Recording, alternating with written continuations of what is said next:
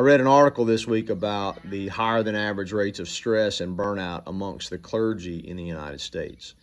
Evidently, there's a lot of them that are retiring in record numbers just because they're burned out of the lifestyle. And I think one of the biggest stressors that did not get reported, and maybe somebody in the clergy will correct me on this if I'm wrong, is that they're being pulled in two different directions. In other words, you have to get intimately involved in the details of the lives of the people in your congregation in order to effectively help them navigate the situation that they're in. And yet at the same time, you have to remain detached enough and objective enough to administer and lead the church as a whole. And so that constant back and forth is difficult. Now, maybe a pastor can grow his church to the point where he can bring on associate pastors, and the labor can be divided, and the pastor can then focus on the development of his staff.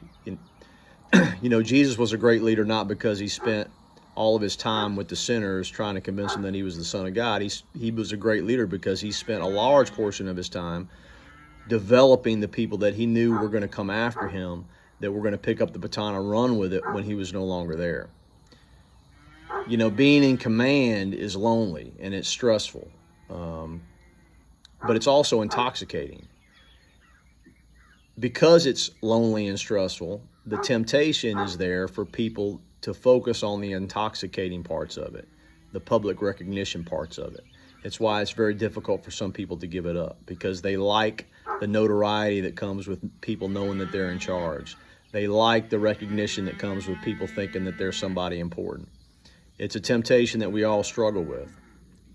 But the truth is that being in charge is not hard. Being good at being in charge is quite hard, and it takes study and it takes practice. If you're ready for somebody that has both studied and practiced being in charge and knows what it means to help develop the people that are going to come after him, help is on the way. I really appreciate all the support we've gotten so far. Keep sharing our stuff and keep letting me know if there's something that you think I need to talk about, and we'll see you out there. Thanks.